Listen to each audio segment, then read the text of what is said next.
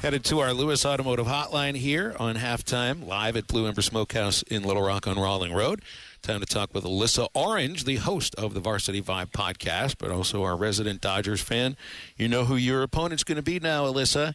Should be a great series. And I'm reminded that wasn't the other team that Shohei Ohtani nearly signed with was the Toronto Blue Jays? I think you're right. So this one should be a fun one. I was watching that game last night. I'm not going to lie. I was really hoping that the Mariners would pull it out. My sister lives in Seattle. I thought that'd be really fun. Obviously a big Cal Raleigh fan. Go Noles. But, yeah, George Springer in the postseason, he always finds a way. And so here we go, L.A., Toronto. It'll be fun. And we all know as an L.A. fan, no one's going to just jump on the Dodgers bandwagon. If you're picking a side and you don't have a team in the fight, you're not cheering for LA. So this one's going to be fun.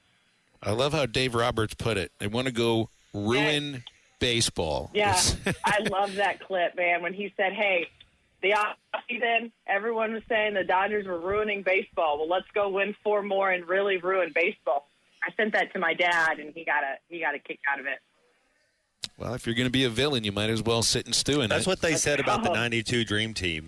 David Stern's like, "Oh, y'all going to ruin basketball?" And it's like, "Oh, okay, get out of here." Okay. People do like watching greatness. My dad took batting practice at Nat Farm.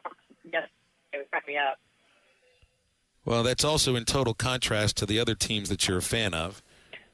Things don't seem. I know. At least I have that. Oof. Things couldn't be any worse at Florida State right now. Did you watch Norvell's press conference or at least some of it after the Stanford game, or do you even, as an alum, can you even give yourself that moment? Because I've never seen the look in somebody's eyes that dazed. Really, I've never seen a coach look that dazed in front of the cameras. Yeah, it was bad. I did not watch it. I chose to just emotionally save myself from that and go to sleep. But I did watch that game in its entirety until 1 a.m. And it's frustrating when you know that they're talented and this team felt like they had finally gotten those pieces back together after that 2-10 season last year. And now here it is, just feeling like same thing, different season. And then you go to the Dolphins. It's like the definition of insanity. You keep doing the same thing, hoping for a different result. And it's just a really tough time to be a football fan for me as a Dolphins fan, a Seminoles fan, and then obviously covering Arkansas. All right, let's get to a little high school football here. What game this weekend, Friday night, would be top of mind for you? Yeah, so I'm going to be at Bentonville Rogers, and I'm really excited for this one because you've got 2 really high-powered offenses, 2 very talented quarterbacks for Bentonville, Cole Slepecki. You've got Jeff Regan for Rogers, who I don't think anyone can slow down and stop. He is just so dynamic. Both of those teams with such weapons offensively, both have good defenses. Both have been scoring. I think Rogers back-to-back in these last 2 weeks has scored 70 points. And it's going to be a fun one at Rogers between these 2 teams. And I think this is the game that decides the 7A West. And then you look down in the River Valley, and actually, guys, Van Buren and Greenwood was the big game on Friday night. Both of those teams undefeated in conference play. Greenwood undefeated on the season. But Van Buren's 4-0 for the first time in conference play since 1996. And they're playing good football. And Greenwood right now is a team that always has a target on their back and are going to have to see if they can hold the pointers off. But that game got moved to Thursday. So that's Thursday at 7, which means I'll get to see both of these games. And so I'm really excited to watch both of those games on Thursday and then on Friday. I was a 7th grader, Alyssa, in '96. That's Kenny Sandlin, who played up there for the Hogs. He was the leader on that team, and that's the last Van Buren Pointer team to win the state championship. They won the state title that year. Yeah. Isn't that crazy how long that's been? And sometimes you say that and you're like, oh, and then you're like, oh wait, it's 2025. It has been that long. So Mo Henry's got it rolling there at Van Buren this season. Is there going to be a game Rogers doesn't score 70? I guess maybe this one, but maybe this one. Maybe this one. And that's where Bentonville's defense has to be on point, I think. But they're playing really well, just all around. They've got so many weapons offensively. And that includes Daquan Prevost and Blair Irwin III, who are headed to Arkansas. And they've got a running back in Chris Ficklin, who's really good. But Rogers has Braxton Lindsey and a lot of really good Titus Kramer as their running back, who transferred from Harbor. So if there's a place to be on Friday night and you're not going to a specific game, I think you go to Rogers. Did you see any of DJ's interview with Kane Archer from his Fourth and 3 podcast? I saw a little bit of it that he posted, and Kane's a special player. He's a special player. He's smart, but he's a good kid with a good head on his shoulders. And even talking to Chris Young today, their head coach down there at Greenwood, it's just, we knew how special he was going to be, and so we pulled him up as a ninth grader, knowing that year of just being the backup QB and learning the system was going to be really beneficial for his growth and where he goes. And we've seen that now. And he's a smart kid. He's a really, really good football player. And the one thing Kane really has is between the ears. He's just a really but I thought it was interesting what he said to DJ and talking about, if you're from Arkansas, you want to play for Arkansas. But I know what the relationships with Mackenzie Milton and those guys at UCF mean to him. He told me. He read me a letter that Mackenzie Milton had actually mailed him the day that him and I talked before the season started. That relationship that he has down there is 95% of the reason why he decided to go to UCF and commit to UCF. Well, let's see. I also saw, looking at the Varsity Vibe newsletter, which I signed up for a few weeks ago, and it comes right into your inbox early in the morning. 25-game losing streak came to an end for Rogers Heritage. Yes. We were talked about all the great teams. Heritage? But that's great to see, tasting a victory for first time in 3 years? Yeah, that was really great for Coach Munoz and his team. And I'm actually going to talk to him later today. They're our team of the week because of that win, that 41-40 win over Northside, and how they won it, stopping a 2-point conversion in overtime.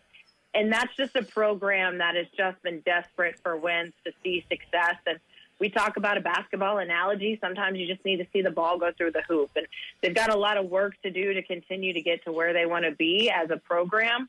But you just want to feel what winning feels like. And that's just sometimes one of those intangible things that your players need to feel and to experience and understand. And it had been a really long time, 25 straight games, 22 straight conference games. It's been a while since they've won over there at Heritage. And so a big shout out to them for getting that done against Northside.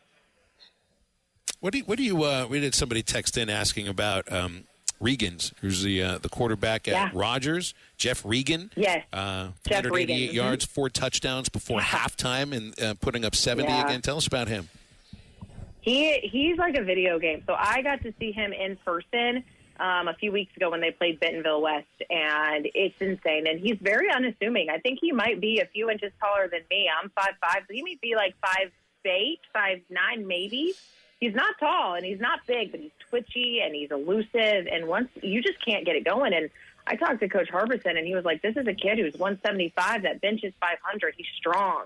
And sometimes people don't understand how strong he is, and they try to get him down, and he just steps right out of the tackle.